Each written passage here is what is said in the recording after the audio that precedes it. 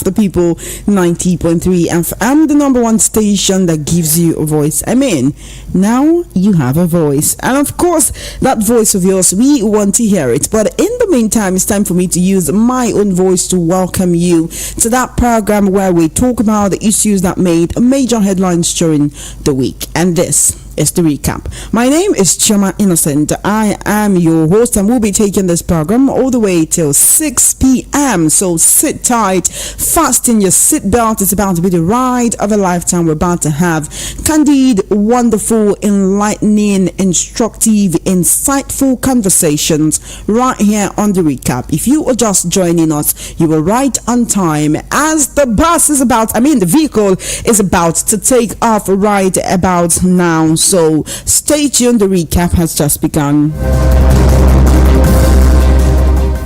Today, as always, we want to talk about some of the issues that made major headlines during the week. Of course, with me to do the analysis, I have Mr. Peter Alnosike. He's a philosopher, a development economist, a journalist, and a best-selling author. He is the author of Dangote's 10 Commandments and Money, the book that was rated as one of the best development books in the world by the prestigious Wall Street Journal. Here in Nigeria, it was adopted as a workbook for grooming entrepreneurs by the Small and Medium Enterprises Development Agency of Nigeria, SMIDEN, a federal government agency in charge of small and medium-scale businesses in Nigeria. Quite a portfolio. If you ask me, today we'll be beginning with this very extremely tragic development that is reminiscent of the Chibok girls era. Bandits on Thursday morning stormed the LGEA Primary School Kuriga 1 in Chikun local government area of Kaduna State, kidnapping scores of pupils and teachers. Now, VP News gathered that the incident happened at about 8:20 a.m. immediately after the morning assembly. Locals said the head teacher of the school and some other staff were among the victims. Former Kaduna Senator Shehu Sani expressed displeasure on the incident, expressing optimism that they would be free. Now, he's saying this is the same village where a school principal Idris Sufyan was killed and his wife kidnapped over a month ago. Now, the junior and secondary schools relocated to the school building inside the Kuriga town a few years ago due to insecurity concerns, abandoning their former school building, which was located outside the town. Residents of the area confirmed the incident, saying most of the pupils ran out of their classes when they sighted the bandits on the school premises. Another resident also said the abducted victims were marched into the forest. Well, the state government has said it will try its very best to make sure that all of the victims are rescued unharmed, and we hope it lives up to that promise.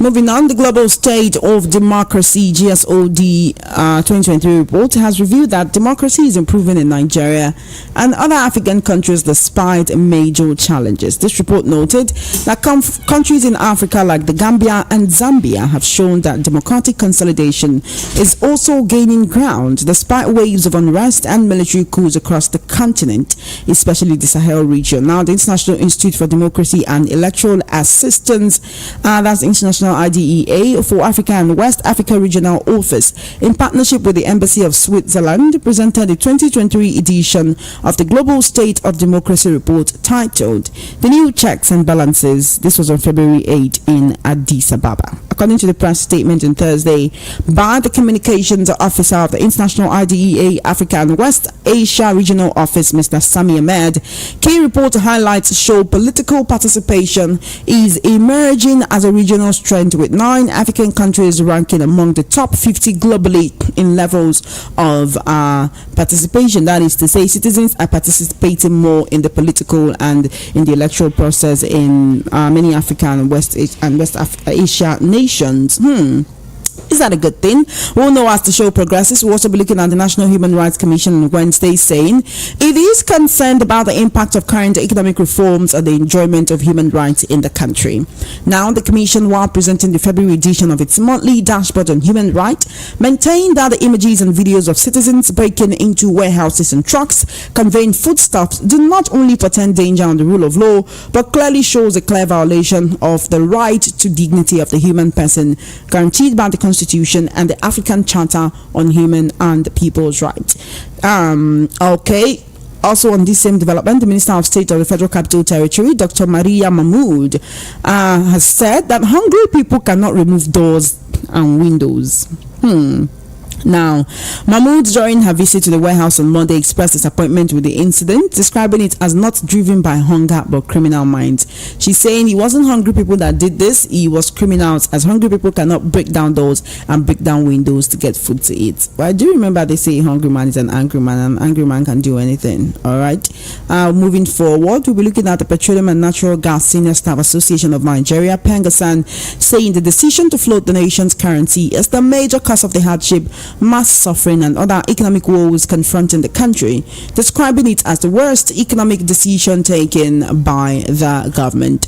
Pengasan President Engineer Felix Osifu, in a chat with Newsbend, said people are already projecting that $1 will be exchanged for 4,000 naira. Hey, before the end of the year, because currency speculators are having a free day, contending that no country anywhere in the world floats its currency 100% in US dollars.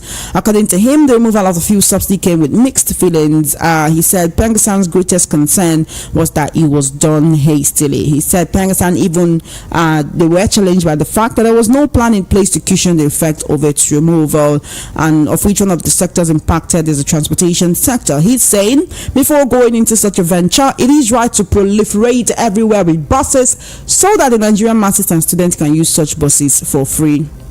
I would add, or for a little price, because I do agree with this. Moving on, we'll be looking at the leaders and stakeholders of the APC in Benue State passing a vote of confidence on President Bola Tinubu's leadership. They are endorsing him for a second term and urge him to run for president in 2027. I just want to know what makes Benue people feel. I mean, it's good to know that the president has this support, but I mean, how do you know it's your endorsement that he needs to run in 2027? We'll also be looking at the Manufacturers Association of Nigeria saying 767 manufacturers shut down in 2023. How many can remain for Nigeria? Like, if this figure is almost 1,000. So if 767 manufacturers shut down last year, no wonder detergents is so expensive, soap is so expensive, sanitary products are so expensive. I wanted to buy a drink today, all this small bottle drink, not plastic, the one that I take away, you drink it there. They said 150. And this is a drink that we fizzy drink also that I used to buy for 13 naira, 15 naira that year. Okay, oh no wahala. Anyway, all this and more we'll discuss right after this short break. The recap has just begun to stay with us. The conversation is about to get interesting.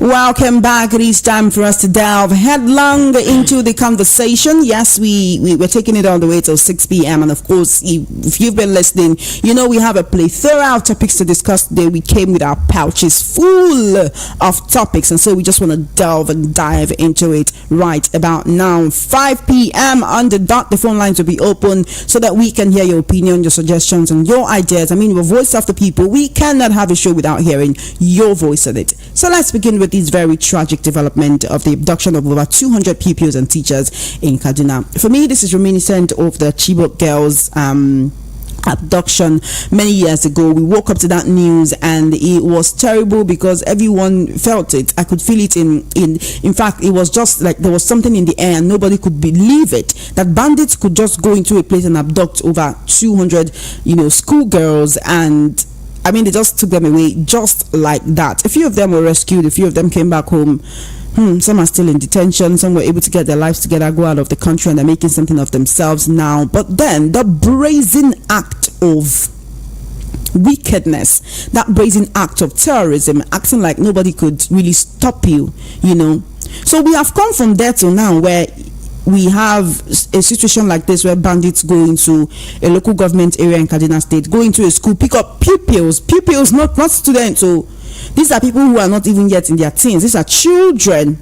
and then it barely makes the news. And when it does, we see it as just another occurrence. Oh, it's happening in the north. It's not, it's not close to me, and then nobody is even feeling it anymore.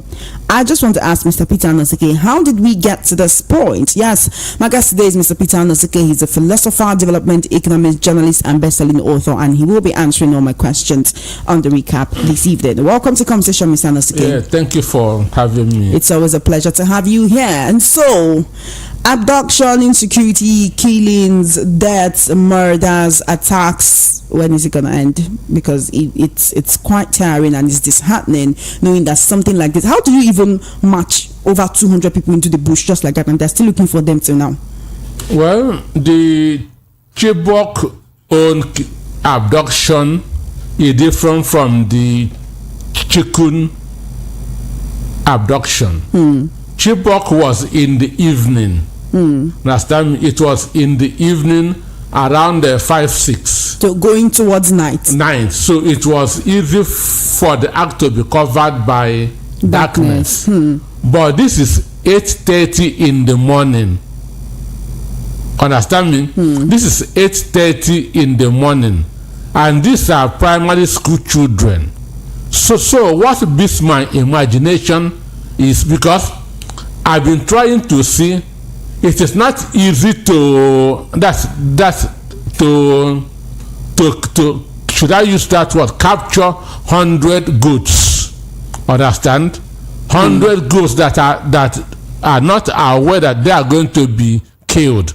But how possible is this to abduct over 200 children? Sheikh Husani said 232. Another report said 287. And this thing happened in the morning. Understand me? Not in the night. In the morning. And in Kaduna. Kaduna is, I can say, the heart of the country. Kaduna has all the first mechanized division is in Kaduna. Understand me? First mechanized division is in Kaduna. NDA, Nigeria Defense Academy, is there, and so many other security agencies. And so something like this shouldn't even be happening in a place with such there's no way that presence. If a helicopter can get there in minutes, understand me, that's an Air Force jet can get there in just minutes, not hours. So I wonder that from that time up to now, over 48 hours or more, we are still talking of negotiator or no negotiator. Punch wrote that the Kaduna state government has has gotten a negotiator, which the state government, through its chief press secretary, announced that it's not true. So they are debunking that there is no negotiator. There's no negotiator, but they are assuring that they will be brought back soon.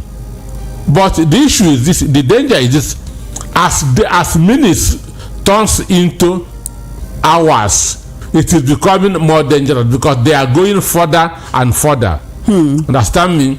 As minutes turn into hours and hours turns into day, it is becoming more dangerous.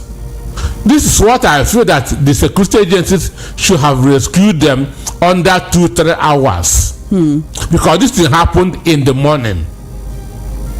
Then this is also, I also want to know where people like Obi Ezekwesili is, where Hadiza Banda Osman is, because these are the people that they bring back our girls' fame, Michelle Obama and others.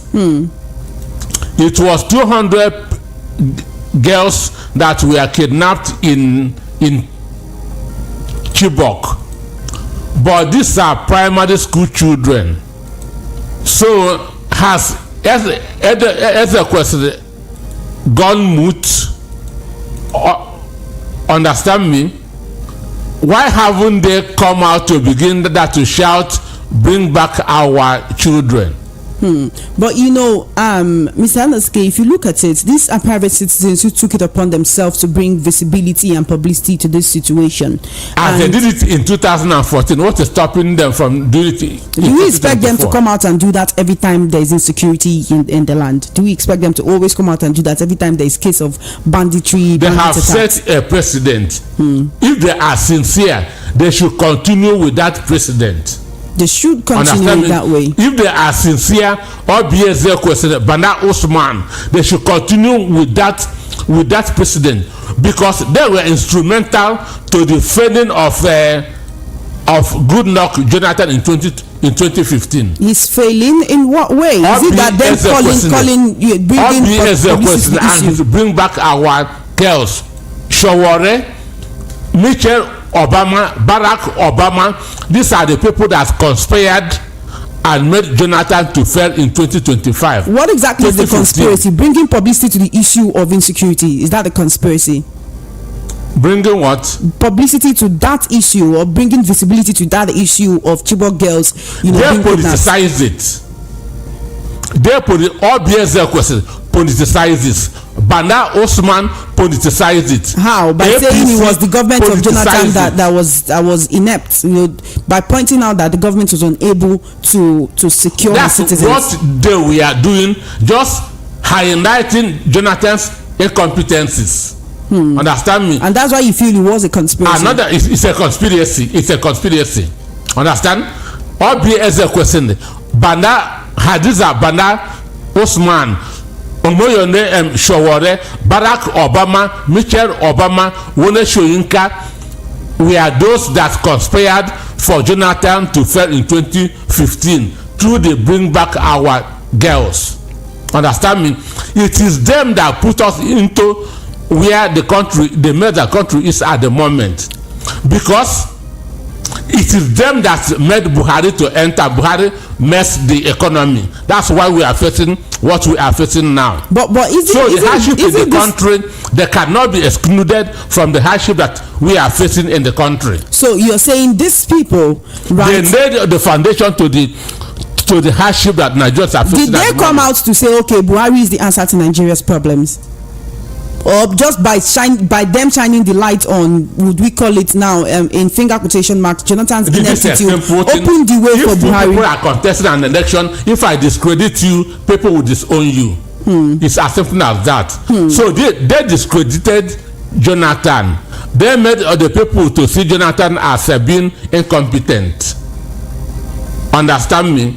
Or BSL question. Hadiza Bana Osman, Omoyende Shawore, Wondo Soyinka, Michelle Obama, Barack Obama. Okay, when you ask the question and say, where are these people now? So and begin that campaign. When you ask the question, Mr. Anosuke, saying, where are those people now? And where are they? And that's why I'm pointing out, first of all, I pointed out, these are private citizens who took it upon themselves, right? Where I actually want to go with this is, when they come out and shed light on these issues, when they come out and talk about what they did in 2014, this is to 2024, they should come out and repeat that same thing, because that time it's only 200 girls, and mind you, last week 300 women were kidnapped abducted in Borno State. This under 1 week, 587 Nigerians were adopted. Last week, 300 women were abducted in Borno State. The information was that they went to search for firewood. Understand me? 300 women in Borno last week, and just 2 days ago, 287. And OBS question is not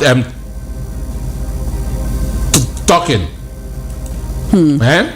Where I wanted to go with this issue was, even when the abduction of the Chibok girls happened, it took Nigeria by surprise. We could not fathom how such a thing could happen, and bandits would just do this in broad daylight and move that amount of people, because like you said, this are not cattle. It's not just like you're counting. Really, these are humans, right? Have we come to that point in Nigeria where we hear news like this? Yes, it's in the media, we're talking about it, we might talk about it a bit, tomorrow we forget about it because we are not involved. Have we come to that point where Nigerians are desensitized to tragic news? No, we are involved. These are children. Understand me? Every Nigerian is involved. These are children. This is playing on the psyche of every Nigerian children. The information now, the narrative is now going to school has become dangerous. Understand me? You can feel that this is happening in Kaduna State, but people in the southwest have heard it. School children have heard it. School children in the southeast have heard it. School children in the south have heard it. So you feel that is pushing a narrative that if you go to school, anything can happen to you. But then when you made mention of the case of those women who were also abducted, they weren't going to school, they were going to the farm. So there's insecurity on the farms, there's insecurity in the schools. Where else can people spend their time? No, what I'm talking of the children now at the moment, primary school children. Understand? This news has gone everywhere. The issue now that children are being kidnapped in the school. It will put fear in them. Understand me? Because they don't know whose turn it will become tomorrow. So everybody should feel concerned. Everybody should feel agitated. Understand? And I feel those that needed they bring back our girls in 2014 should come out again and bring back our children. Understand me? They should come out. Obviously, question Bana Osman, all of them should come out again and start hashtag bring back our children. If they are really sincere, if their target was not just to remove good luck.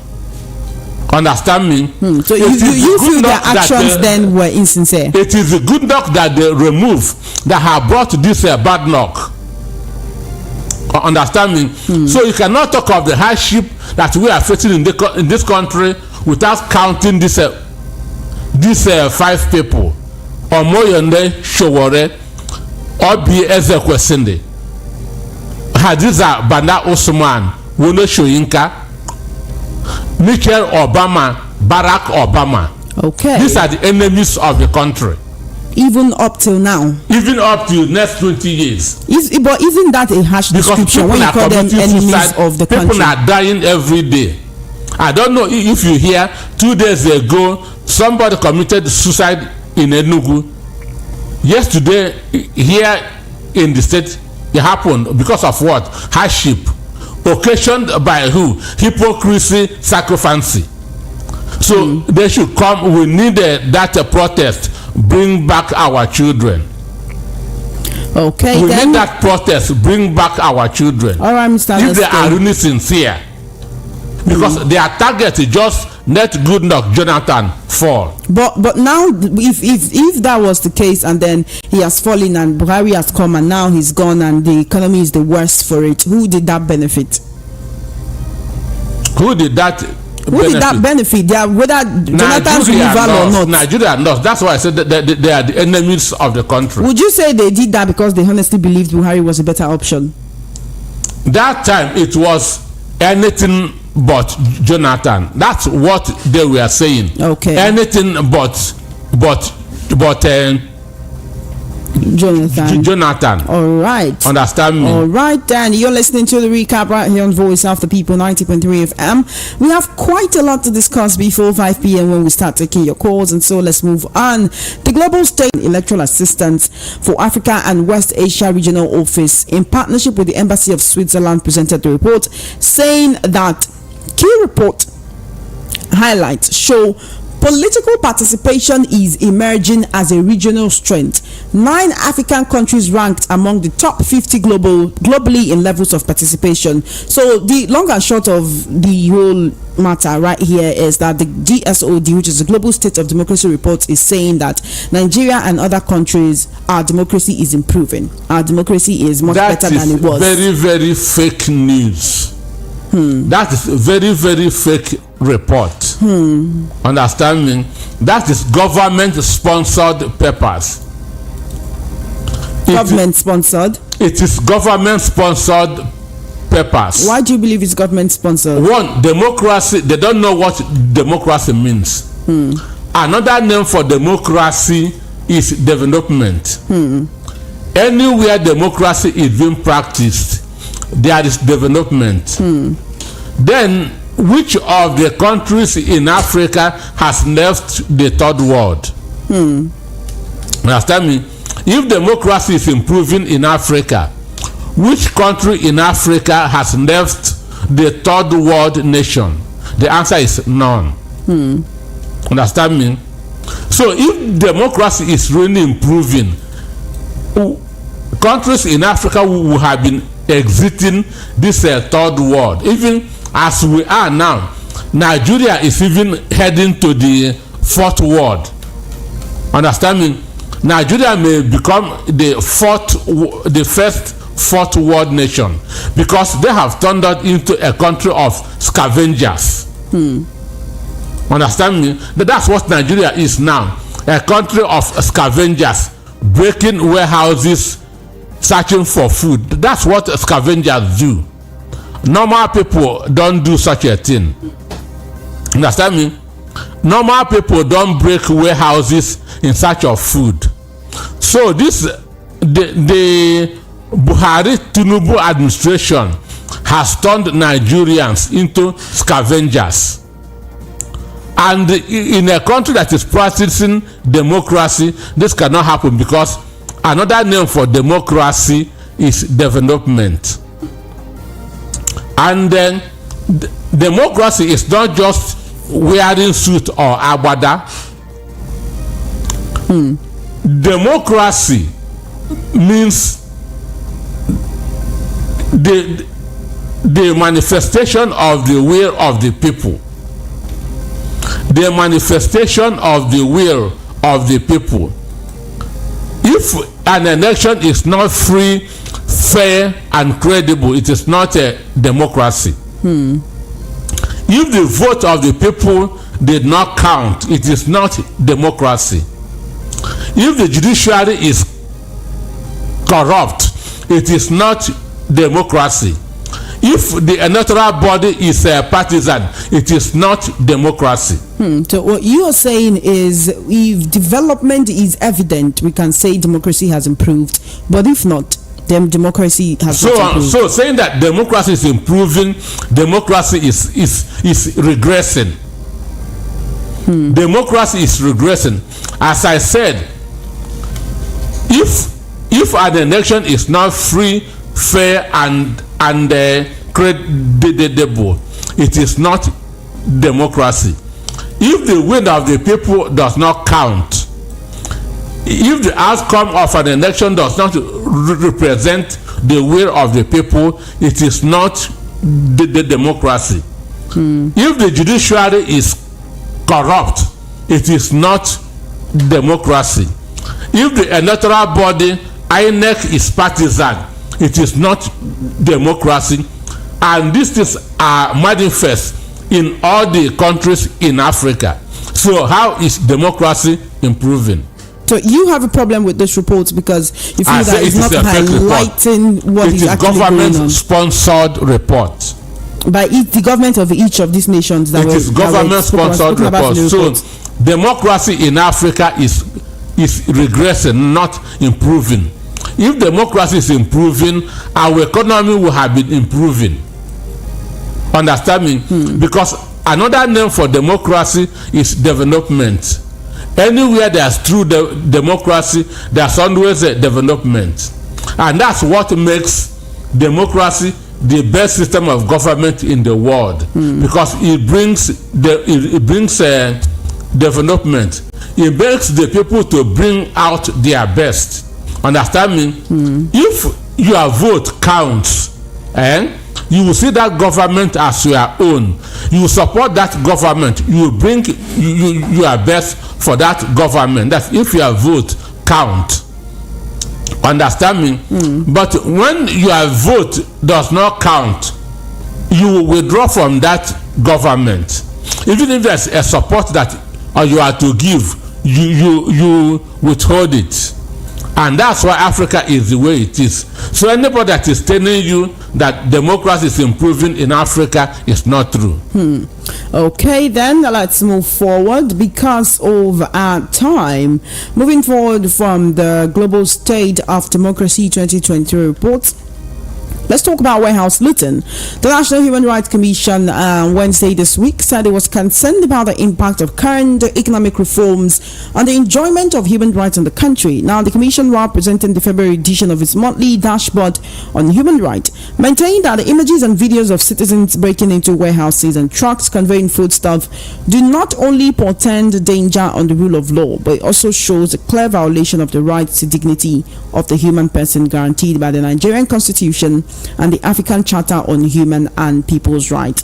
But then let's look at what Maria Mahmood, who is the Minister of State for the Federal Capital Territory, is saying. She said that hungry people cannot remove doors, but it is criminals who remove doors. I just want to hear what you have to say about this, Mr. Anderson. We can all agree it's a terrible thing to loot warehouses where food is stored, even those of private individuals, those that belong to the government, also trucks carrying foodstuff. It is a very terrible thing. But when you say it's only criminals that can break down doors and windows, can we say you're trying to discredit the hunger that is pushing the people to do these things? Well, I want to start with those who are saying that the APC supporters who are saying that those protesting are being sponsored.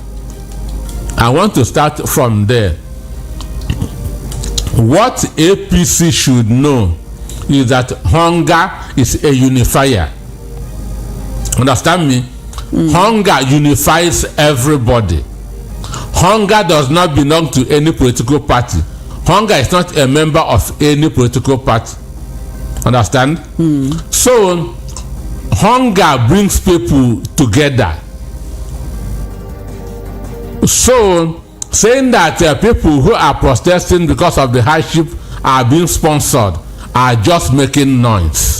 Understand? They are just living in denial. Hunger makes people in APC and PDP one. Hunger makes people in Labour Party, SDP one. Hunger is a unifier. It's not a member of any political party. So don't be surprised when you see members of PDP, Labour Party, APC joining together to break warehouses. Hunger has made them one. Hunger has no religion, has no tribe, has no tongue. It is a unifier. It brings people together. And for saying that it's only criminals that can remove doors and windows. Understand me? Hunger makes you a desperate person. And a desperate person can do anything. A desperate person can do anything. So that minister maybe has never suffered from hunger. If he has suffered from hunger, he would not have been saying it, because they say, who knows it feels it. Hunger makes you angry. Hunger makes you desperate. And once you become desperate, you can even break down a wall. Removing window and doors is a small thing. You can break down a wall. So those people are hungry, frustrated Nigerians who are looking for food, because the Buhari Tinubu administration has turned Nigeria into a scavenging country. The Buhari Tinubu administration has turned Nigeria into scavengers. Understand? Just going up and down, looking for what to, breaking down doors and windows just to eat. I don't think it is only in the Civil War that we can have something that resembles this. Understand me? It is only in Civil War that we saw something that resembles this. So this is that resembles the looting of warehouses and looting of trucks carrying foodstuffs. Sure, because they are looking for what to eat. So instead of criminalizing it, we should look at it and say it is time to actually seek a solution to food insecurity in the country. Because they are carrying those food items to their houses to eat. They are not taking to the market to sell. So their drive is not money. Their drive is hunger. They carry those food items to their houses to eat. Understand? But a criminal can go and rob to sell, which means he need money maybe to do other thing other than feeding. But these people are breaking warehouses. They are not going to the bank to rob. Understand? They are not going to car selling centers that to rob cars. What they are going is where food are stored. So their drive is hunger, and because they are hungry. That is it. The underlying factor here is it's time for you to realize that people are ready to do anything to eat. And that's why I've asked the question before, are we slowly gearing towards eat the rich? Look, in Port Harcourt, a woman brought his son to the market to sell 2.2 million naira in Port Harcourt. And to you, that was hunger, not greed. That was because that was due to hunger. A desperate person can do anything. A desperate person can do anything. A frustrated person can do anything. Okay, desperation, frustration. That seems to be the language that Nigerians have been speaking for the past few months and the past few weeks due to the spate of hunger in the land. And just, Mr. Anuska, I wanted to buy pure water today. One pure water is 50 naira. And it's going to go higher. No, the packagers, the manufacturers are saying they want to go up to 100 naira. Somewhere they are selling 3,400 naira, one for 50 naira. I really cannot fathom how we went from buying 5 sachets of water for 50 naira to now buying one for 50 naira. Are we going back to the days of ice water? So time has gone where people can just open one sachet of sachet water and pour on their head. You don't see anybody doing that anymore. Understand? Okay, then let's move on as we have quite a lot to discuss today. The Petroleum and Natural Gas Senior Staff Association of Nigeria, PENGASAN, is saying the decision to float the nation's currency, that is the naira, is the major cause of the hardship, the mass suffering, and other economic woes confronting the country.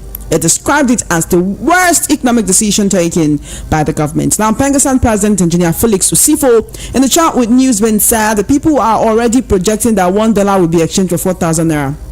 I personally hope not before the end of the year. Now, he's saying currency speculators are having a free day, contending that no country anywhere in the world floats its currency 100% in US dollars. Mr. Anuska, you're the economist here. The other time I told you that what they did is just to surrender naira to the dollar.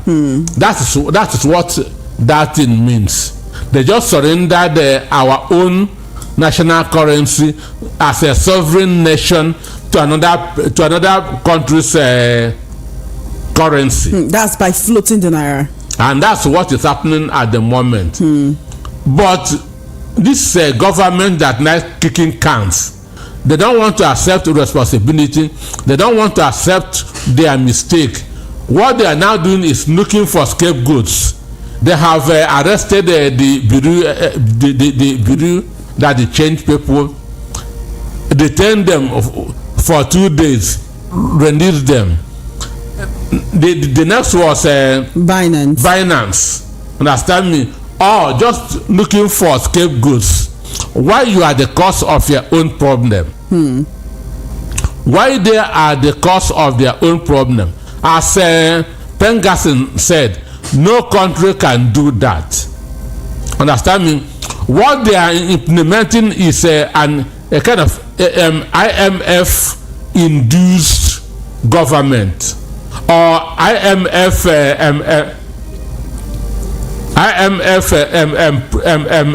suggestion and advice government. And no country can develop, no country outside Europe and America can develop based on IMF advice. If that's the case, Mr. Nosike, does the government not know what works for its citizens when it studies the economic climate to know that, okay, even if this advice is coming from the IMF or the World Bank, this would not work if I replicate it in my nation? It happens when you don't. It happens when you lack ideas. Understand me? It happens when you don't have ideas. Is there a remedy for when the naira has already been floated? Can we go back and we should begin to revert all those policies, including the fuel subsidy removal? He should begin to revert. It is not working. Why can't you continue with what is not working? Understand me? That you have gone too far on a bad road does not mean that you cannot stop, change, and continue on the right road. So all his policies are not working. So what you should do is to revert.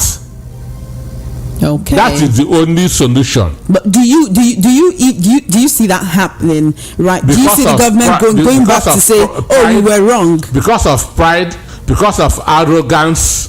Understand? They may not do that. Okay, understand? Then. Because of pride, because of arrogance. But if they want to help themselves and help the country, what they should do is to begin to revert those policies one by one, because they are not working and they will never work. I use that word, never. They are not working and they will never work.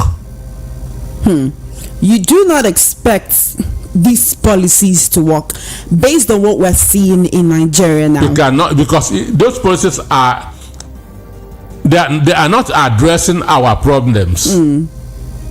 They are not addressing our problems, so they cannot work in our environment. So since this decision has already been taken, and you're saying because of pride they cannot go back and they cannot reverse these decisions and say we were wrong, what then is the way forward? If we say we don't want to go back anymore, if we want to go forward, how do we do it?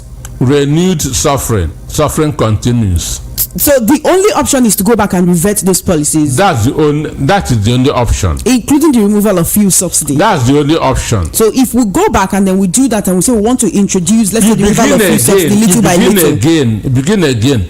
Chairman, look, every action has consequences, and what makes a leader is, first of all, thinking of the consequence of your action. This is what makes any leader. If I do this, what is going to be the consequences? You first of all address those consequences before taking that action. This is where Bola Ahmed Tinubu missed it. Understand me? This is where Bola Ahmed Tinubu missed it. Removal of subsidy will hurt the people. Understand?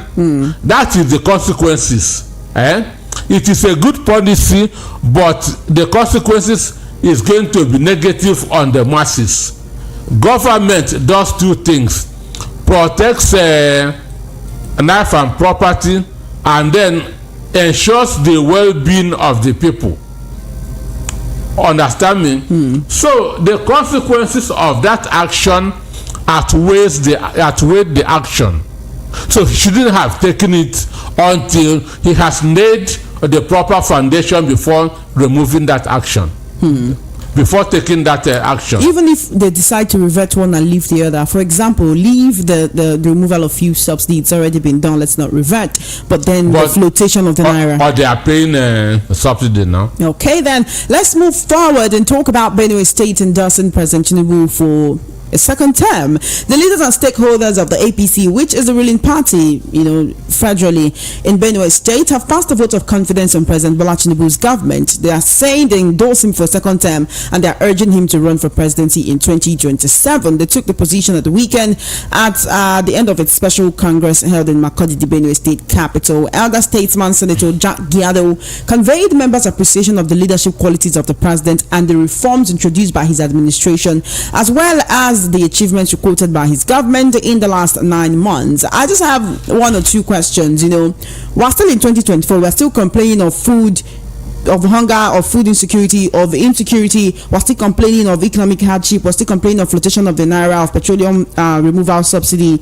There's just a lot we're complaining about, and we already have people thinking about 2027. That is 3 years away. The federal government or the administration of the APC administration of President Bola Tinubu is just about a year in office. Why do we have people who are talking about 2027? Is this not a time to talk about what to do for the nation before you start thinking about coming back? For me, if those so-called Benue elders have children, what I would advise their children is to disown them. That is what you want the children to disown their parents for saying. That is what I would. If my father was among them, I would disown him. They might feel like they're securing the future of their children by saying, "Oh, we endorse him for a second term. We love him." What is the state of Benue? Benue has become a killing field. Understand me? Benue has become a killing field. We used to know Benue as the food basket of the country. Understand me? We used to know Benue State as the food basket of the country. And what happened there, mind you, the governor and the party are not in good term. So there is just a kind of scrambling for the president's favor. That is what is going on in Benue State. The party want to have the favor of the president. The governor wants to have the favor of the president. So those so-called elders felt that the only thing that they can do to have an edge over the governor is to endorse the president for second term. Understand? So the problem now in Benue State is that Reverend Father Aliyah is the governor, but he's not on the same page with the party.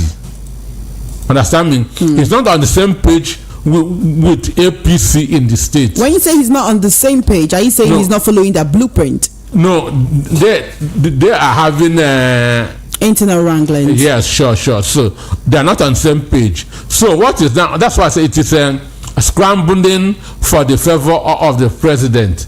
We want the president to favor us more. We want president that favor us more.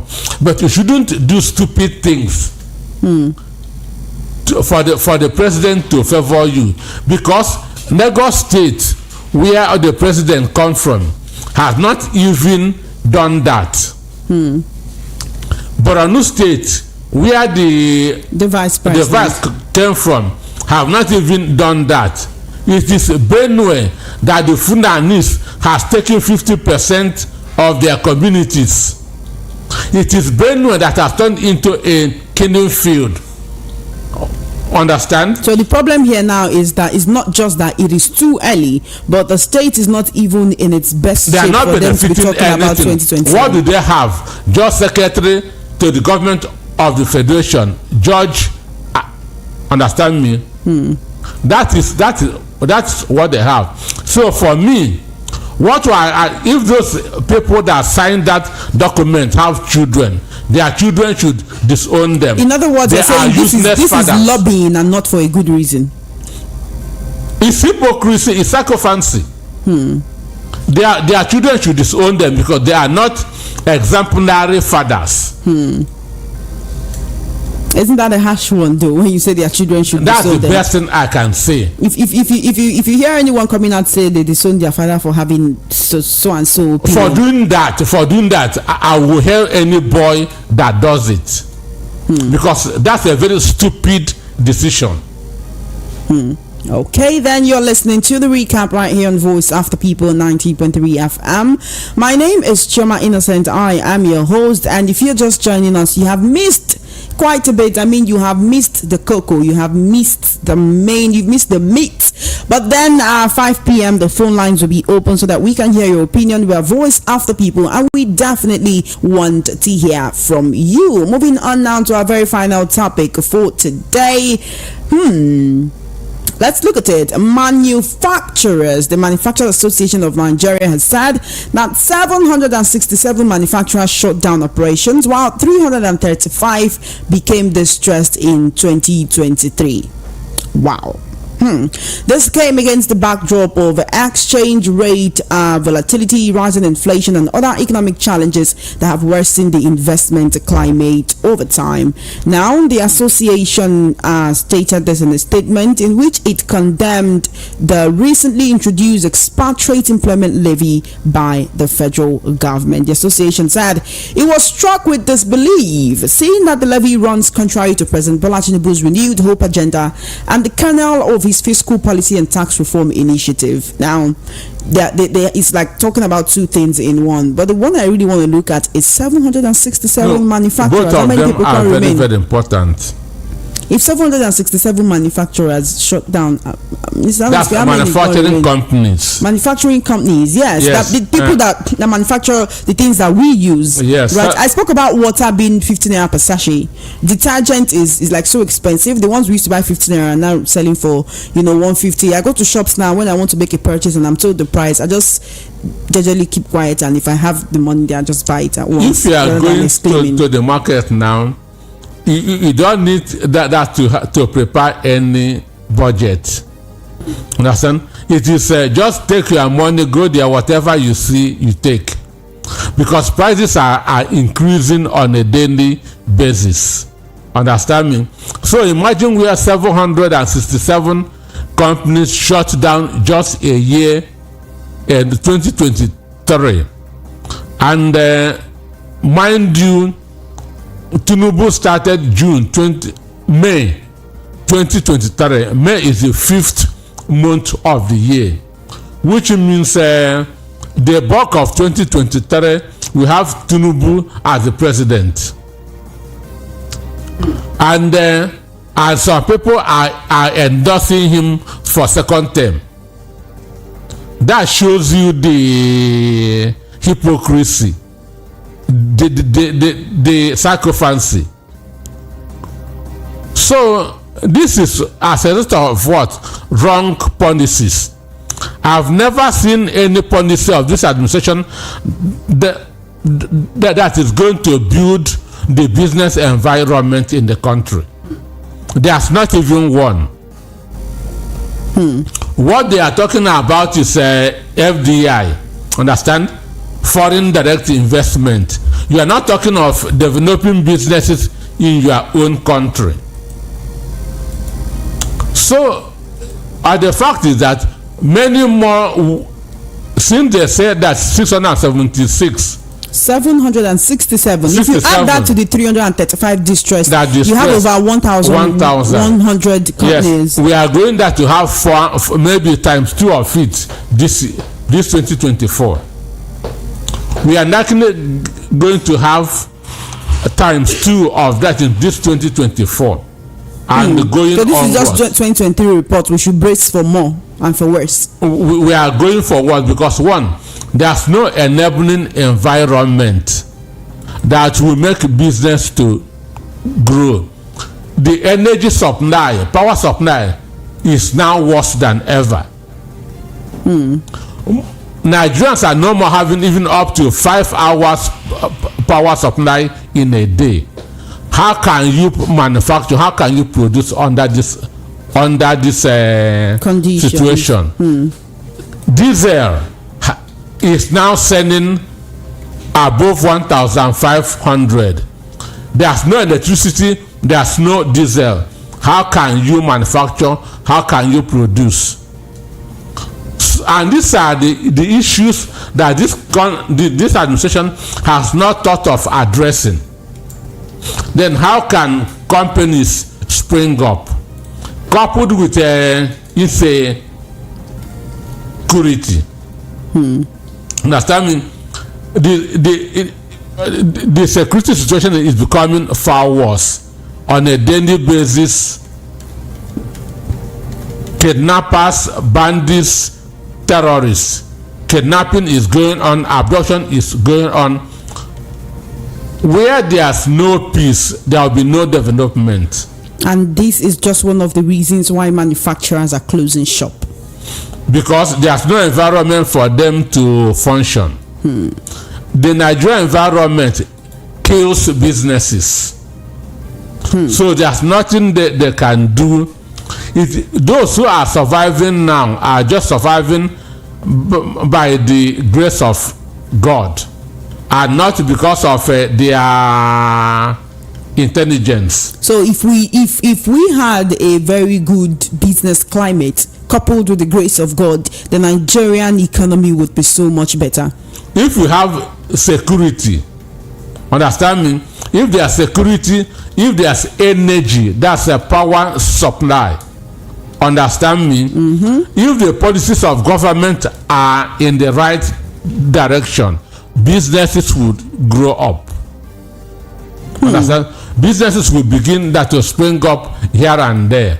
Let me tell you, Aba, within 3 days, Aba will go back to what it was about 25 years ago.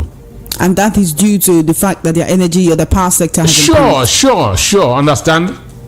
Aba will go back to become the commerce hub of Eastern Nigeria. Because what? They have power.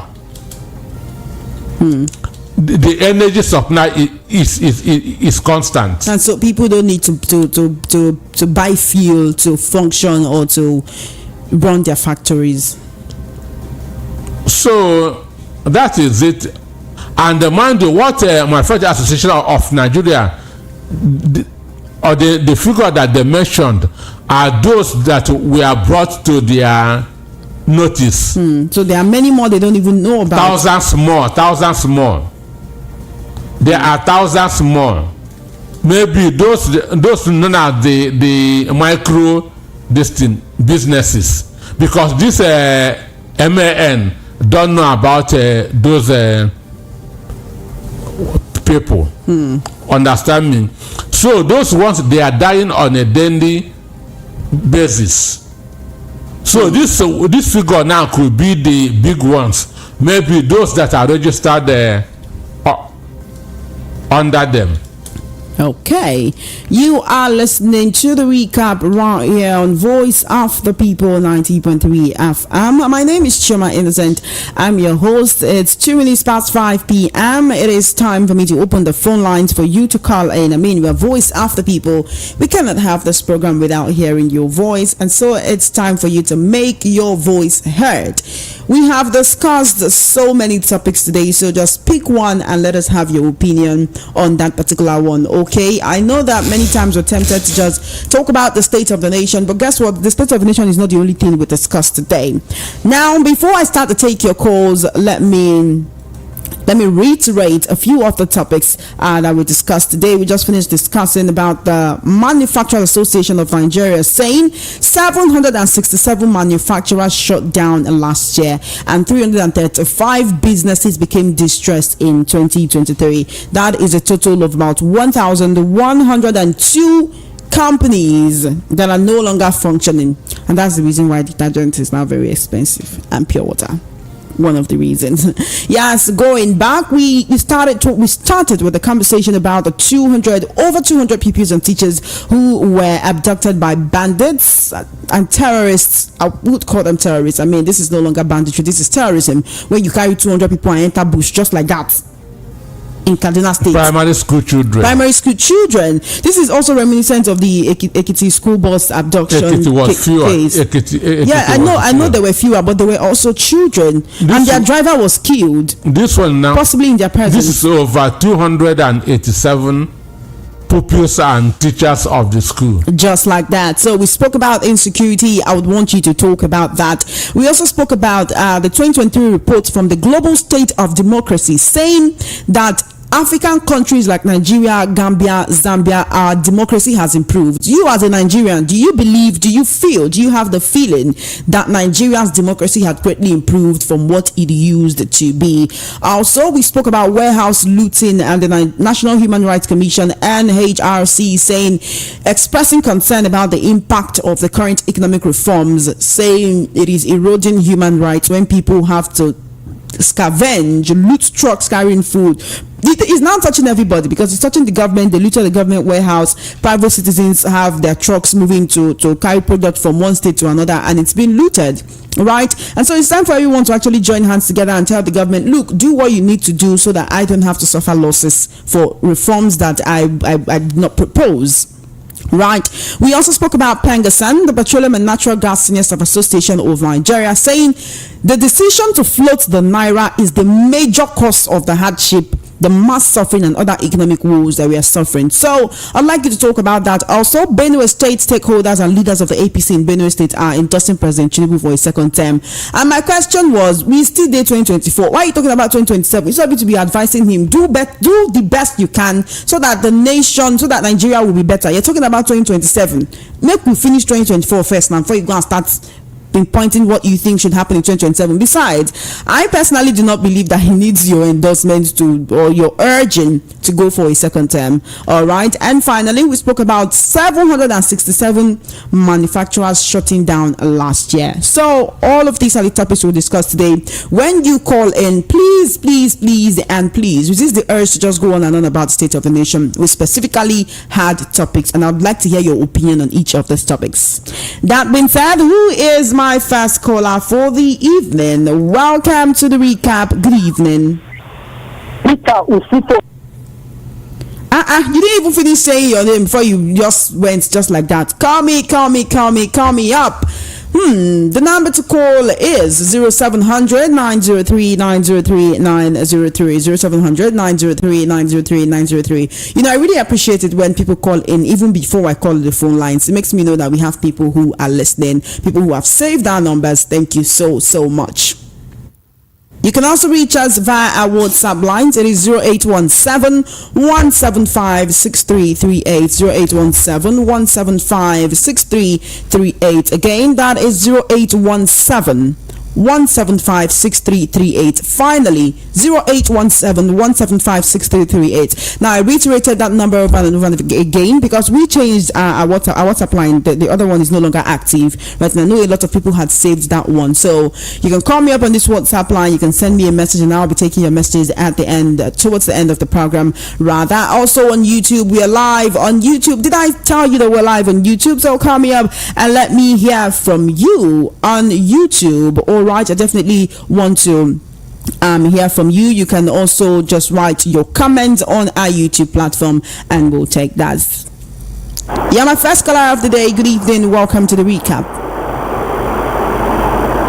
Are you there? Good evening. Good evening, Ijeoma. How are you doing today? I'm great. How are you? What's your name and your location, please? My name is Originality. I'm calling from California.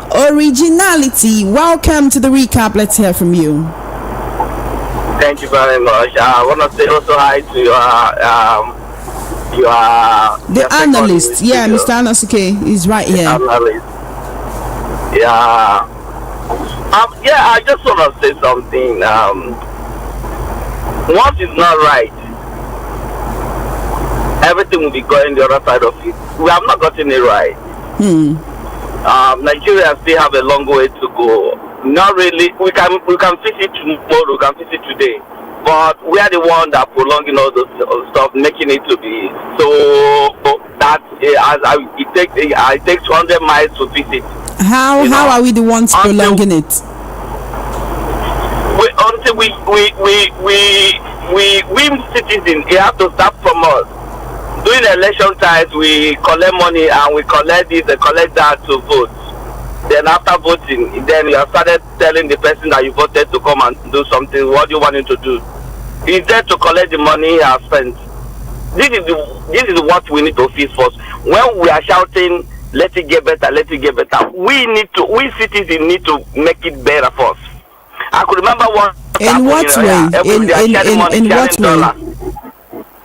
you know, sharing dollars, you know, and you are collecting the whole money, sharing Ojebego, you know, and at the end of the day, when the person wins and you want him to come and do magic, you know, without knowing that he's there to recoup the money he has spent, you know, look at the insecurity, the children that does not know, that does not offend anybody, to see what the country is offering them because of government is doing nothing. These guys are little to take care of, you know. Who are there? Military, we have the able military. It's just that willingness to do the job, you know, because of when the government start doing it, they will step on a lot of people's stone. Those are sponsors of all those things.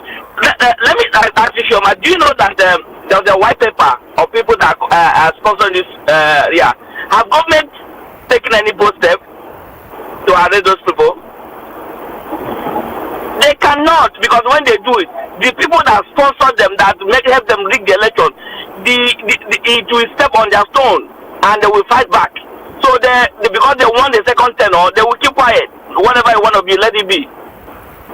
Okay? Until we'll be able to say ourselves, let's vote the right person, regardless of where he's from, whether it's from Sokoto, or whether it's from Meduguri, or whether it's from Igbo, or whatever in Yoruba, you know. So I will vote the right person who have the mind to step on people's stone without looking back. And again, we need a reform. You see, president does not have the right to tell the police to go and act. Police need to act until we make it that police will be independent to act. Judge will be independent to act. We'll get it right. For as far as the police will take order from president to act, and the judge will take order from the president to act. We keep where we are. Nothing can be fixed. Okay? Here in America, president does not have right to tell anybody. If you commit a crime, police will arrest you. You know, if you do anything, police will investigate you. FBI will give us. President don't need to give a right. It is their right. It is within their jurisdiction to do the job. So I get me. But when the president will have to give police and government have to give order to investigate this person. So which means they have within the constitution. I get me. So that's when we start getting it right. Okay, look at the to fix life in Nigeria is simple. It's very simple. It's just that they don't want to do it because of the business of certain people. That's what I'm trying to tell you. Until we're able to, you know, step on people's stone, we will not get it right. Thank you. One of the problems is that because the government don't want to step on people's stone, because they know that when they started enforcing those days, many people who have business that are importing shares and whatever, the business will start being affected. Let the change start within us. I think of what happened in the last election. Thank you so much. Our eyes have now begun to open little bit. Thank you so much. Thank you. Yeah. What we are passing through now will make us more wiser. Thank you, guys. Thank you so much, Mr. Originality. Thank you for calling all the way from California in the United States. It is a pleasure speaking with you. To everyone who watches us on YouTube from the diaspora and calls in, thank you so much. Someone approached me this morning and spoke about how they always watch us from the diaspora, and we really, really, really appreciate you. Nigerians, Lagosians, I want to hear from you. 0700 903 903 903. Call me up. Welcome to the recap. Good evening. Yeah, good evening. What's your name and location, please? I'm calling from Lagos. My name is Ijeoma. Oh, okay. Welcome to the program. Let's hear from you. Yeah. Good evening, sir. Good evening. Yeah, actually, what I want to say is that until the government of the day bring the names of those that they listed for Buhari then, and we punish them. If not, Nigeria is not going anywhere. All these things we are talking about insecurity every day by day will continue. I said on this platform yesterday that it seems we are like wasting our time talking every day. Even sometimes I pity you, my man that is coming on board or calling from where you are coming every day talking on these platforms. You know, so until they do the needful. If not, Nigeria is going nowhere.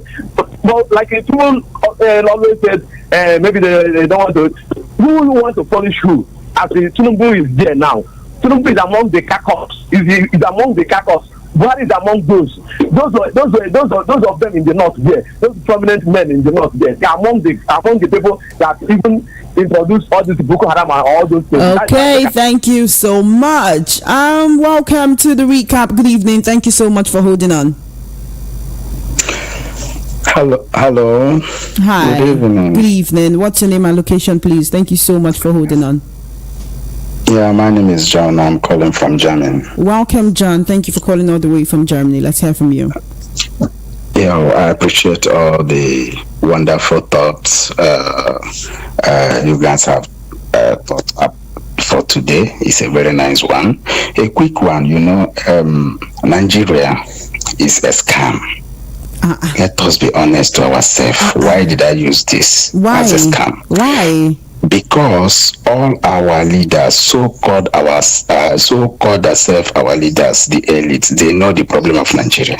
Which is? We have been patching our constitution for who knows how many years up to today.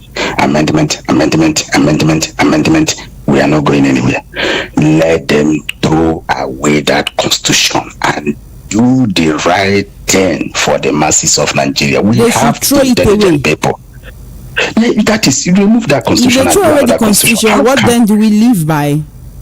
And how do we enforce the rule of law? Supposed to be. Okay, yes. We should operate without the constitution. You see, try to get me right now. See, look at it in this perspective. Look at it in this perspective. When you come to doctors, Nigeria have one of the best doctors in the whole world. When you come to education, even in Europe, in America, in Canada, Nigeria is topping. When you come to entertainment, Nigeria is topping everywhere. We have intelligent and smart people in Nigeria. How can we be operating with a constitution right by military? Is that good? So you feel that the issue is that we are using in a civilian government, in a democracy, we are using a constitution that was written by the military? Yes. That's true. That's the fact. That's the truth. That constitution is the problem of Nigeria. Let us call this. What exactly is in the constitution that you feel is not as it should be? Okay. If you look at this our constitution, go to concurrence, you understand how difficult that constitution is.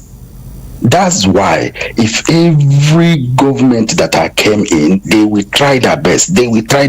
I mean, look at now. They have been amending. Nothing is working. We need a constitution that will be written by the Nigerians. And that's the way forward. You cannot go to secondary school without passing primary school. From primary school to secondary school, from secondary school to university level. You cannot enter university without going secondary school. It's not proper. Okay. You see? So the problem we have is constitution. Nigerian constitution is very, very fragile. All right then. So your proposed solution to the country's issue is to throw away the constitution and draft another one.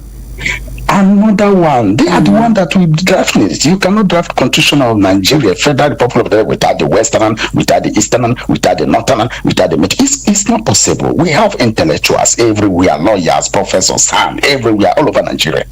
Why can't them come together and write a new constitution worth of the confab? During the time of Jonathan. Thank you so much. They did a fantastic work and they find out the problem of Nigeria. What happened? They threw it away. Like what our guests have said today. He knows it, he get it right. Obama called Jonathan direct. Jonathan said it on the air. That Obama told him that they want a new government in Nigeria. And so you feel that's just the best way we can go so that Nigeria will be better, right? Exactly. Thank you. From Thank Constitution. you so much. Yeah. Thank you so much. I have to let you go. Let's hear from others, all right? As we need to end the show at 6 p.m. Thank you so much for joining me on the recap this evening. 0700 903 903 903 is the number to call to be a part of the conversation. If you would rather send a message on WhatsApp, it is to 0817 175 6338. Welcome to the recap. Good evening. Hi. Hello, Madam Ijeoma.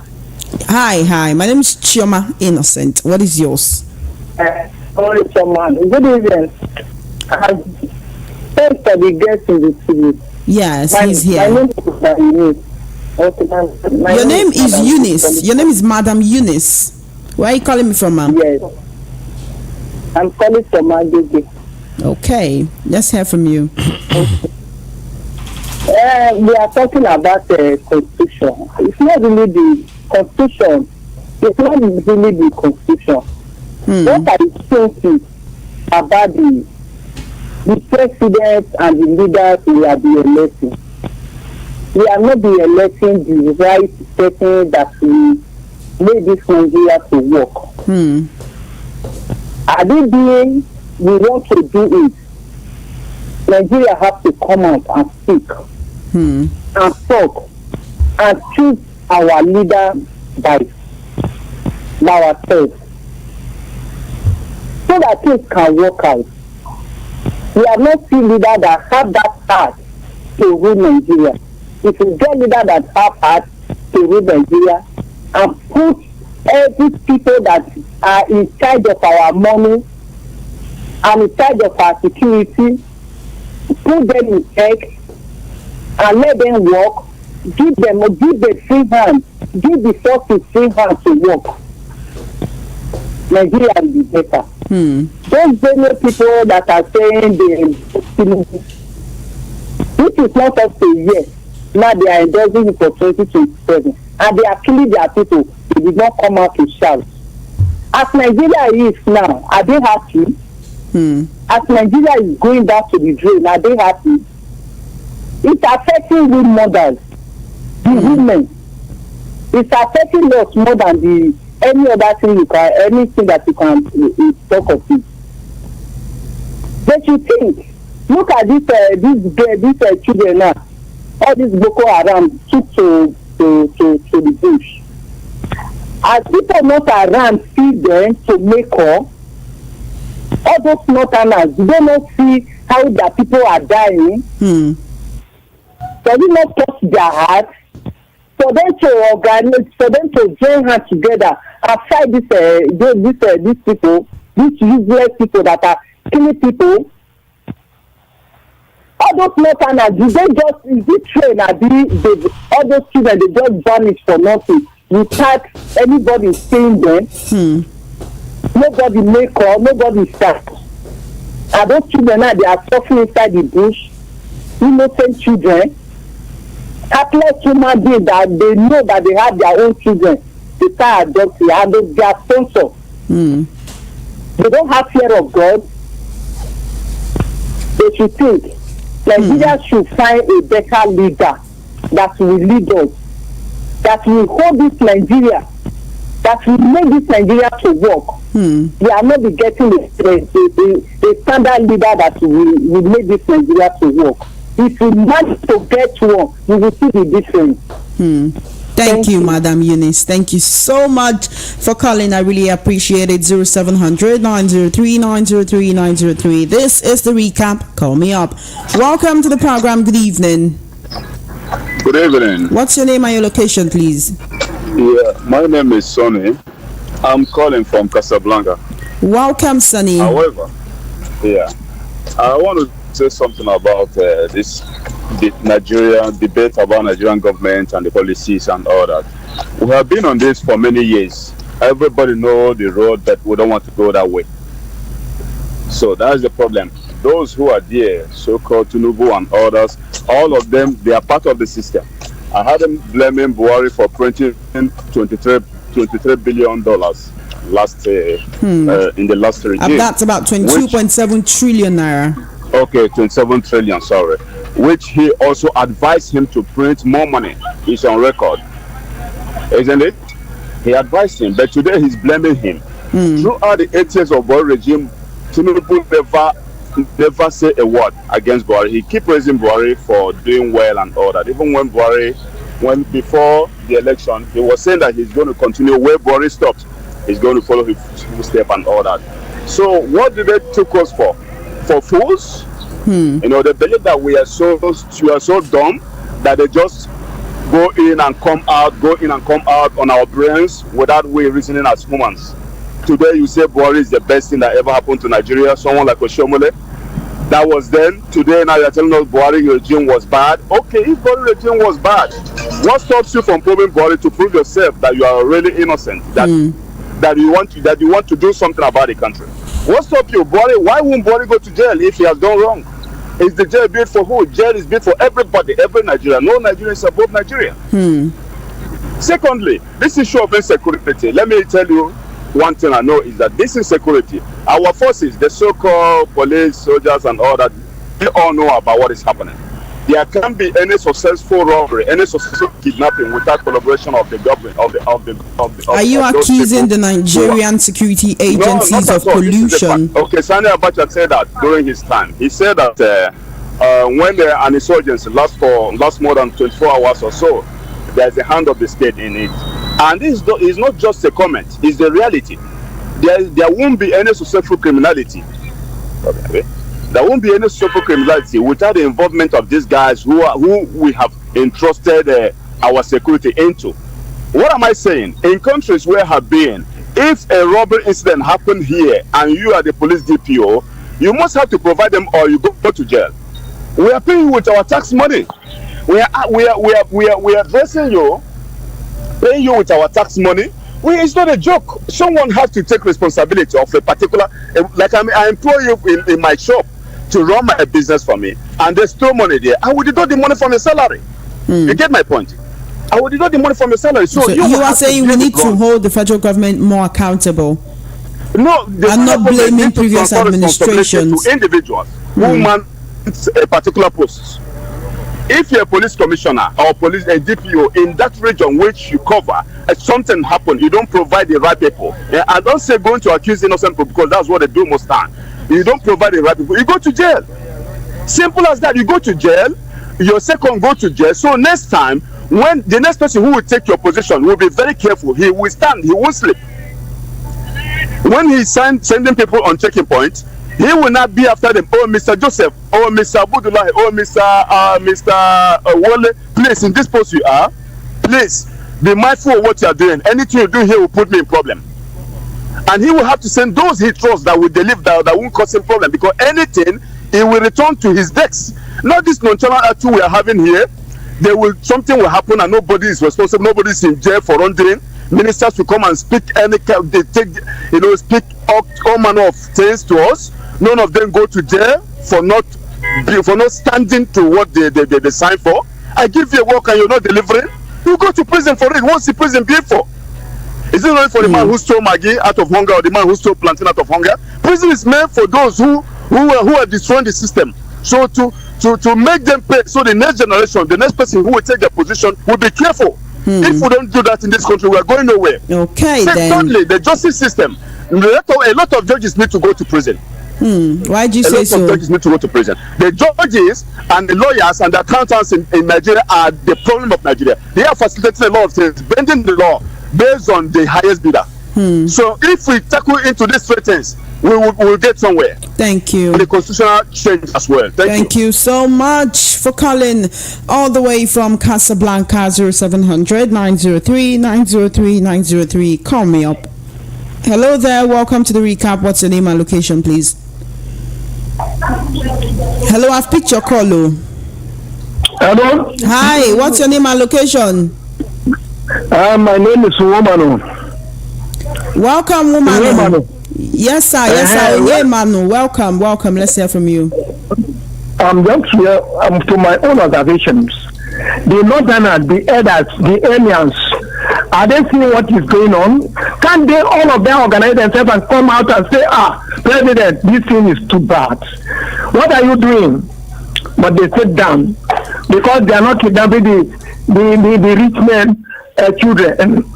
Innocent people are dying every day by day. We are feeling it. The senators, they are there. They are not caring. If the military, because the military, the top-ranking officers, they know. Who can you see? The emirs are supposed to come out now.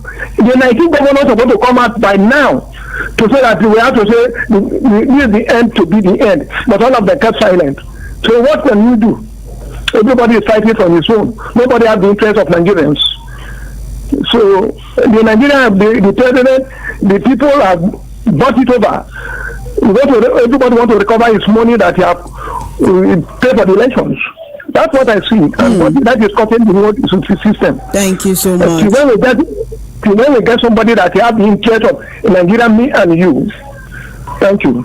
Thank you so much. 0700 903 903 903 is the number to call to be a part of the conversation. If you'd rather send a message or call me on WhatsApp, call 0700 081 rather 7175 6338. Again, 0817 175 6338. 0817 175 6338 is the WhatsApp number. You can send a message. You can call us on WhatsApp right here on the program. Welcome to the recap. Good evening.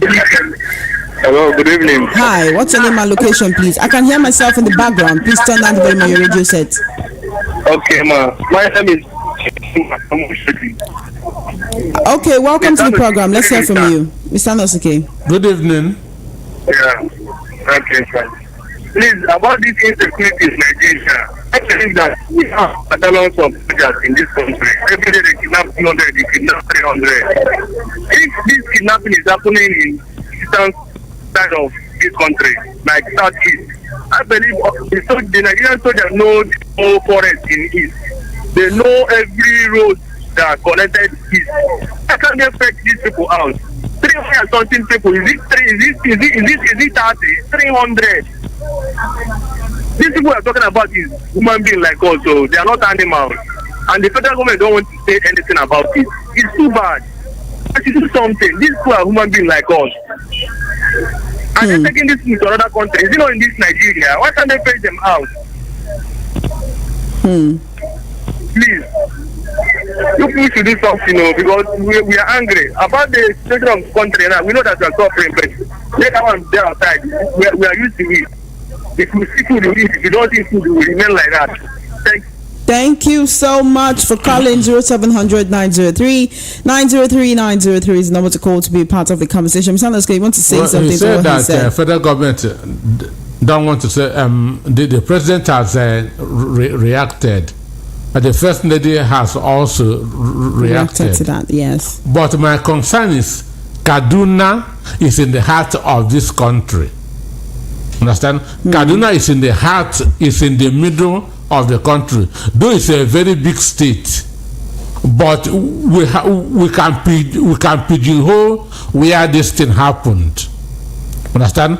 We can circle where this thing happened, and this happened in the morning. 8:30 in the morning. So they had enough time during the day. So there's no way that soldiers are drafted there until 6. They will not get these people. Welcome to the recap. Good evening.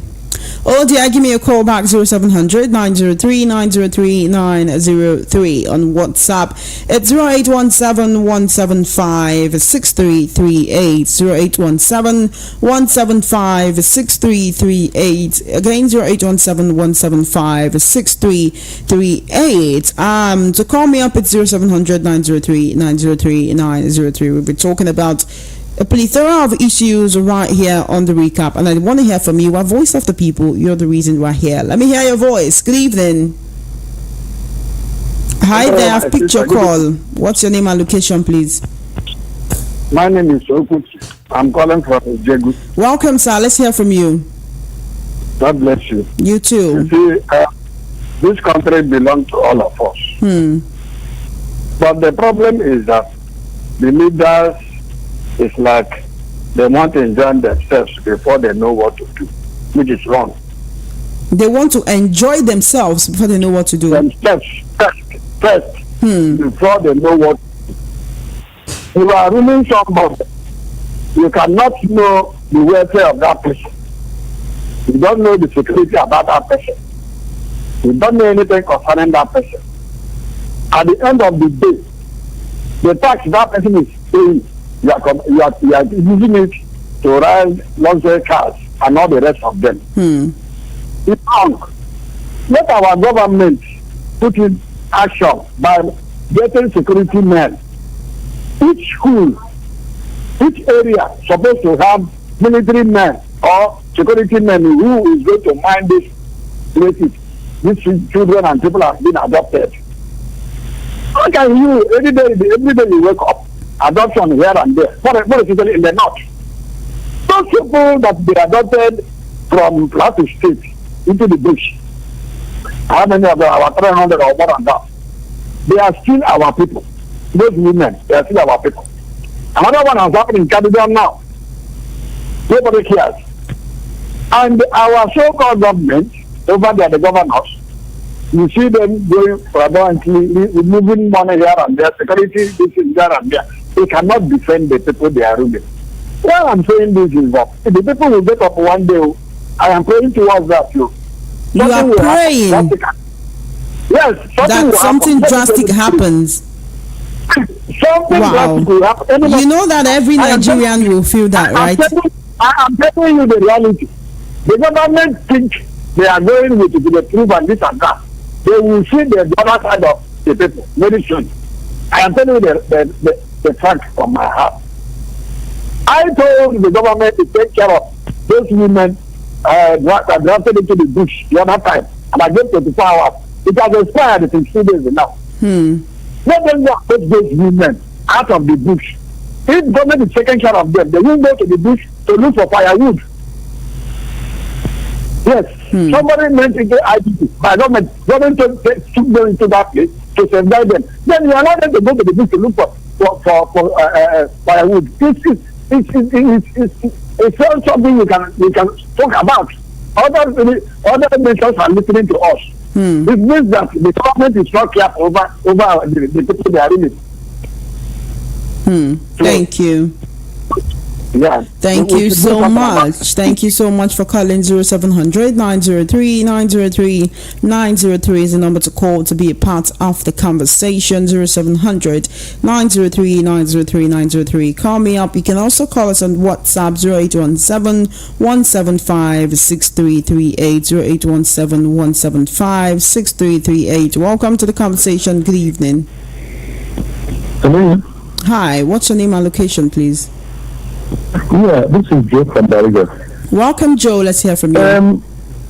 Mr. Osike, good evening. Good evening.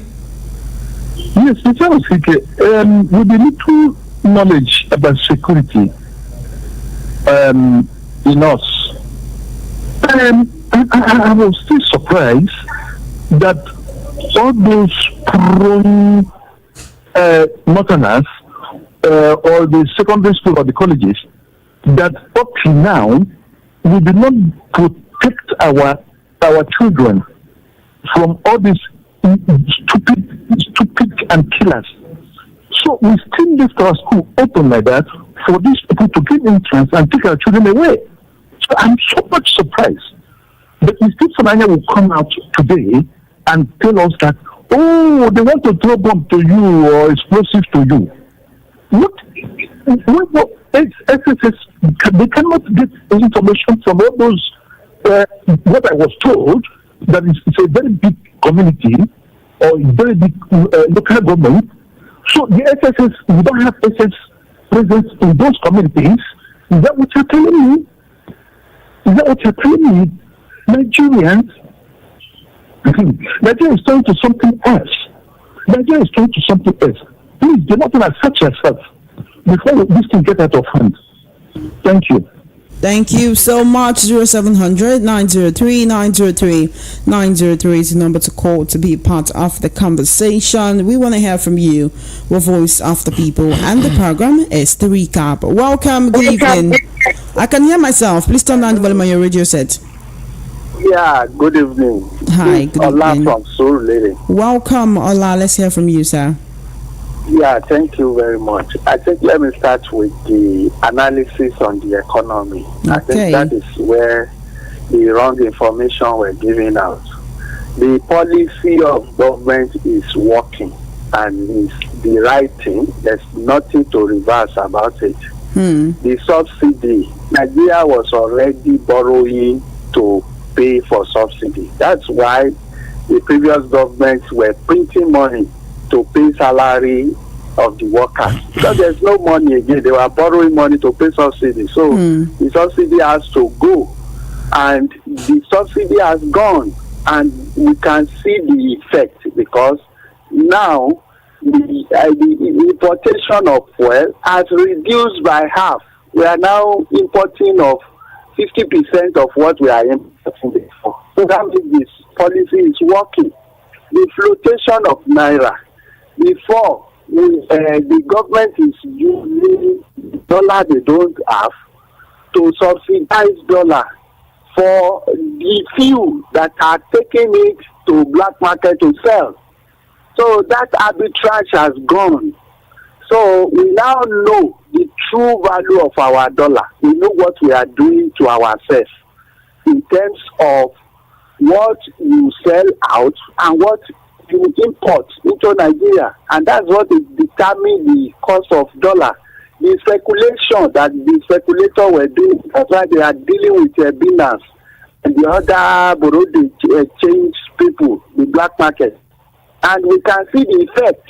The dollar has reached 1.8 before to naira before they carry out those actions. And we can see that it's now average of 1.5, which will still come down to 800, which is in the budget of the government. So the more dollar we earn, the better.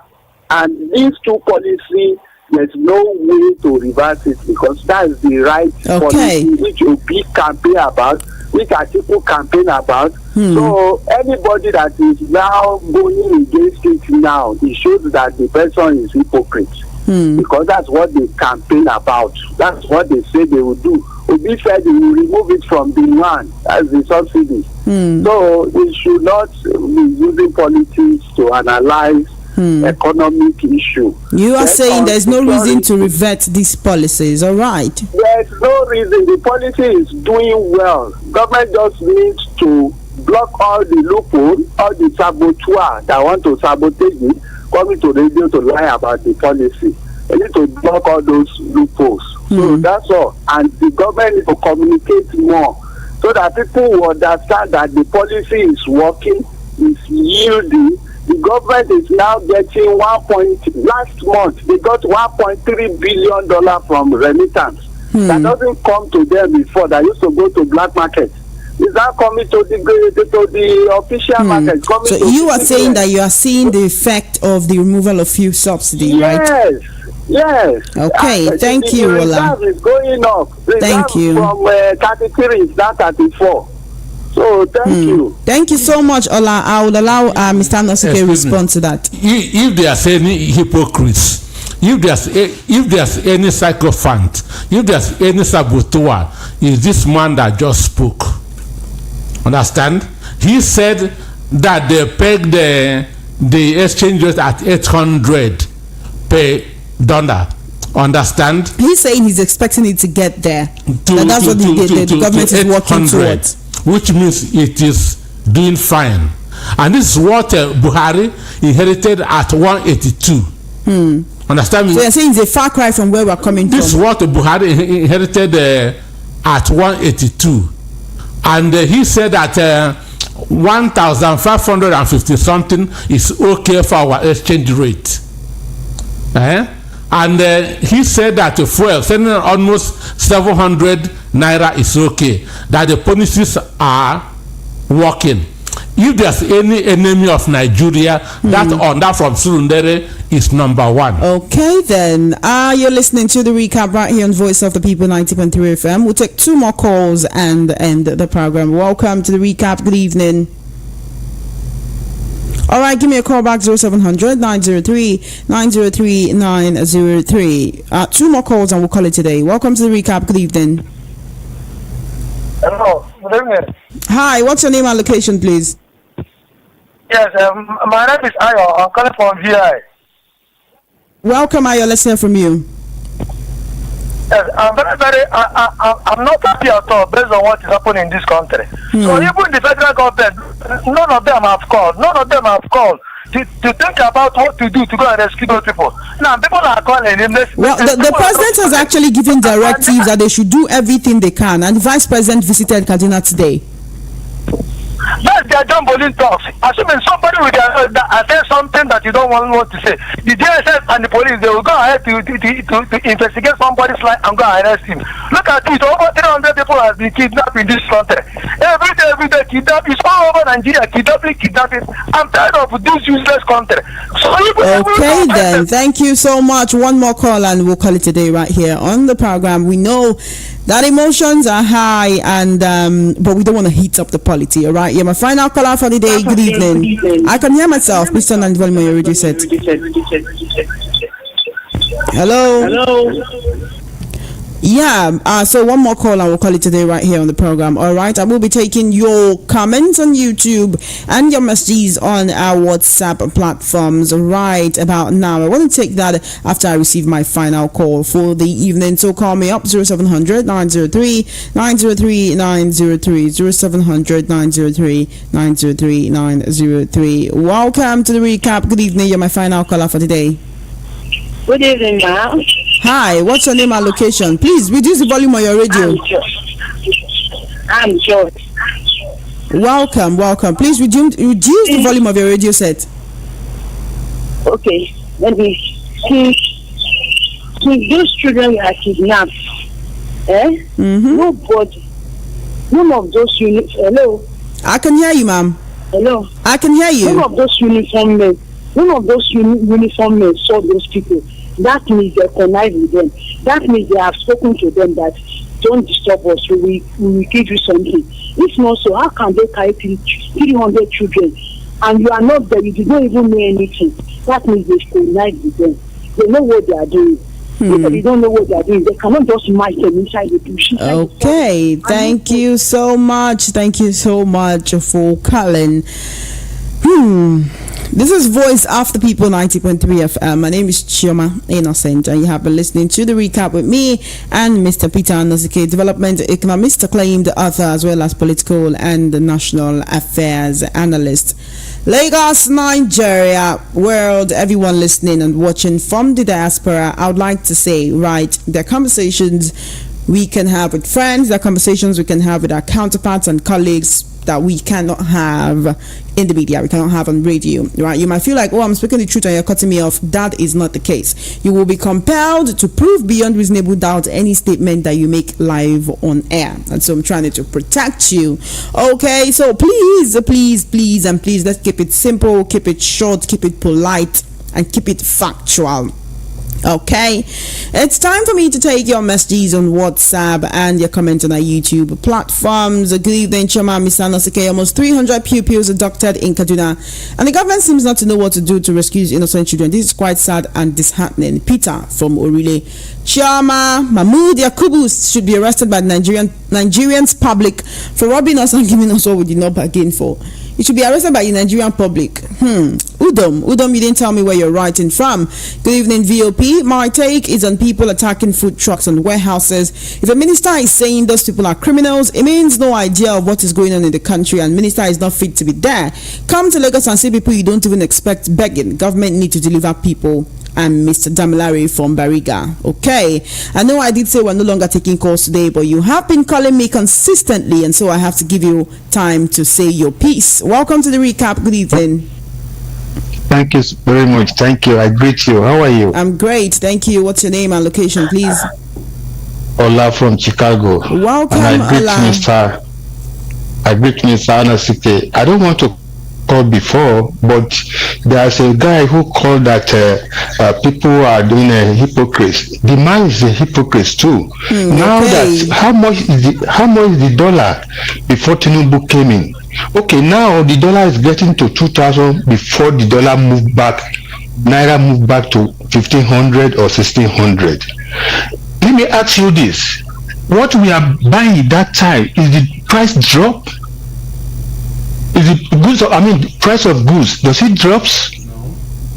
Does it drop? Just sustain all this thing. What they are doing is abracadabra economy. Let me tell you, the dollar is still going to surpass the naira.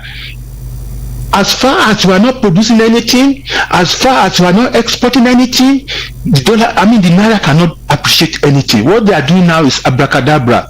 Thank you, Mr. Anosike. Thank you, my sister. Thank you so much, Mr. Ola, for calling all the way from Chicago. Mr. Anosike, you want to say something to that? The issue is this, as he said, they are just deceiving us.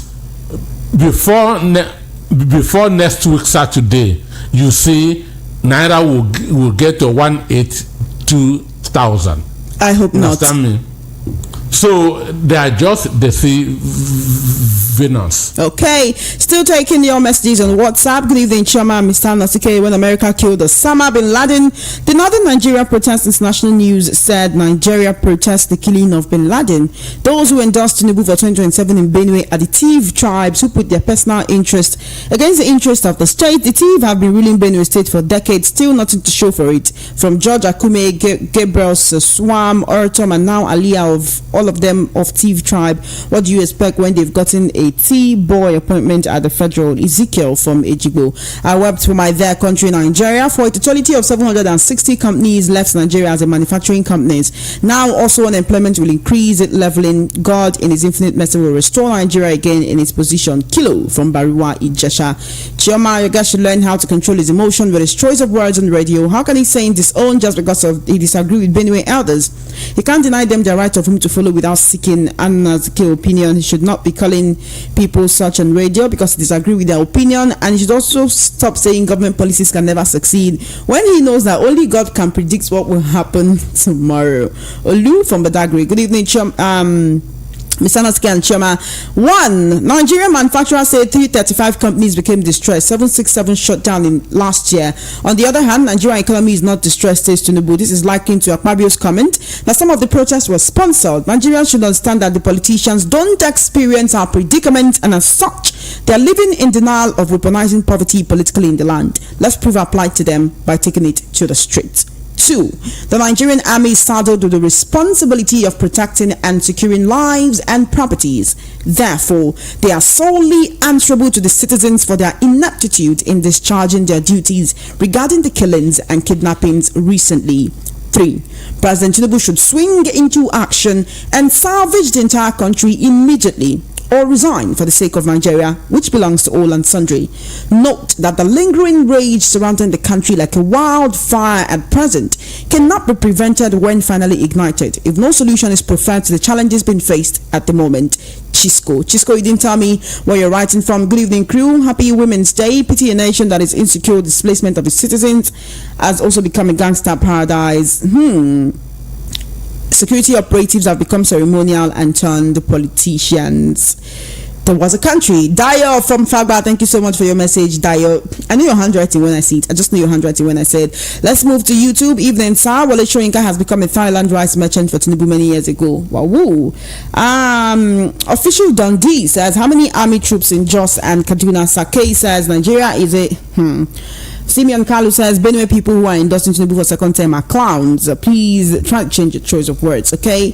Ogaf 04 says, Professor Anosike, good evening, sir. Niaz Wisi said, we must continue praying for good. We just continue praying for good government, because all this hardship we are going through, if it's in another country like Australia, then me and you people know what must have happened. Okay, message just came in on WhatsApp. I want to ask some critical questions. If it's in your own company, will you give someone a job without interview, without certificate, to assess the person, check his background, what he or she has done to merit the post or position you want to give that person? The person that you gave the job without accessing him or her will not be accountable to you. Such a person will give excuses for not finishing a job, will corrupt people to have his ways, and loot the company, will take the company from production to become dunghill. Such a person will assign questions given to him to another one to answer. He will make that company a laughing stock. This is what happened to us. That's why we're in this nightmare. Dio from Fagba. Mr. Anosike, we need to go. I just need to know your final thoughts. I always get disturbed when something happens and they say that the president has given directive. If you are given an appointment, if you are given a job, and you are being paid salary for that job, do you need a marching order? Do you need president to tell you to swing into action? So whenever I hear that the president has given security agencies a directive, it worries me. So it means that every time the security agencies will be waiting for directive from the president before they can operate. If that is so, then they should all resign. When something happened, they will be recruited and given a directive. These people know their job from the first time that they were sworn in as security chiefs. They know what they were given an appointment to do. They don't need any other marching order, any other directive from the president. So last month, what happened in Jos? We heard that the president has given the directive to the service chiefs. A month after, the president giving a directive. Are the service chiefs children? If they are children and they are behaving that way, wouldn't they beat them? So for me, you have been given a directive, you have been given a marching order, immediately you were sworn in and you begin to take salaries. Okay, then. You don't need any other directive. So the security chiefs should go and get those children anywhere they are. Thank you so much. On that note, we've come to the end of the recap for today. Thank you so much, Mr. Natsuke, for joining me. We'll do this again next week, God willing. Stay safe and do the best that you can do to make Nigeria better in your own little way. Have a very good evening. The 6 p.m. World News comes up shortly.